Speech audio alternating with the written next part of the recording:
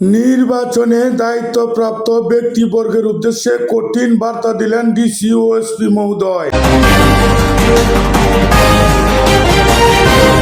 JTV, সময়ের সাথে সত্যের পাশে। আসন্ন ত্রয়োদশ জাতীয় সংসদ নির্বাচনে ময়মনসিংহ জেলার ঈশ্বরগঞ্জ উপজেলার চন্নিকলা উচ্চ বিদ্যালয়ে নির্বাচনে দায়িত্বপ্রাপ্ত প্রিসাইডিং সহকারী প্রিসাইডিং ও পুলিং অফিসারের আজ প্রশিক্ষণ সম্পন্ন হয়েছে। প্রশিক্ষণ গ্রহণকারী দায়িত্বপ্রাপ্ত ব্যক্তিবর্গের উদ্দেশ্যে বক্তব্য প্রদান করেন ময়মনসিংহ জেলা প্রশাসক মহোদয়। আমরা অনেকবার ব্যর্থ হয়েছি, এবার আর ব্যর্থ হতে চাই না। যে দুষ্কৃতিকারী বিশৃঙ্খলা তৈরি করবে, যদি করতেও পারে, করতে দেওয়া হবে না।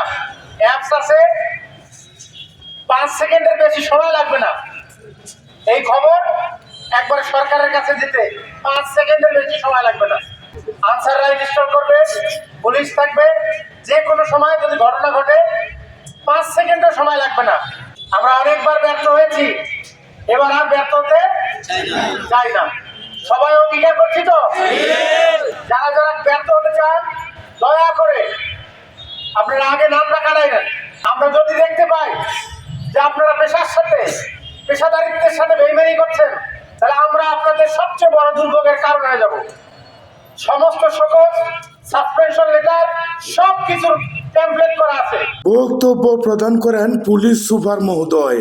সম্মানিত সুধী এবং যারা উপস্থিত আছেন, আমার দেখতে খুবই ভালো লাগছে যে আমরা এই ঈশ্বরগঞ্জের নির্বাচনের সাথে সংশ্লিষ্ট মোটামুটি সকলকে এক জায়গায় পেয়ে গেছি।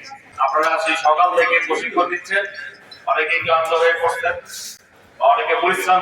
আগামী 12ই ফেব্রুয়ারি যে নির্বাচনটা অনুষ্ঠিত হতে যাচ্ছে, এই নির্বাচনটা কেমন নির্বাচন হবে বলে আপনারা মনে করতেছেন? একটু শুনতে চাই। কি কারণে সুন্দর? কি কারণে? নিরপেক্ষ। আমরা আসলে একটা সুন্দর, একটি নিরপেক্ষ, অবাধ একটি সুন্দর নির্বাচন কিন্তু করতে চাচ্ছি। এবং আমরা কথায় যেটা বলবো, অন্তরে সেটা লালন করবো এবং কাজের দ্বারা সেটা প্রমাণিত করবো। তারা আমাদের ভবিষ্যৎ প্রজন্ম, তাদের কাছে একটা দৃষ্টান্তমূলক নির্বাচন এটা আমরা উপহার দিতে চাই। এ সময় উপস্থিত ছিলেন ঈশ্বরগঞ্জ উপজেলার সুযোগ্য নির্বাহী অফিসার মহোদয়। উপস্থিত ছিলেন ঈশ্বরগঞ্জ উপজেলার অন্যান্য কর্মকর্তা বৃন্দ। নিরপেক্ষ নির্বাচন।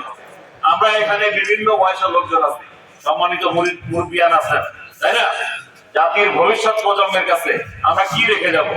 আমাদের কাছে তো আমাদের উত্তরসূরি অনেক কিছু রেখে গেছে।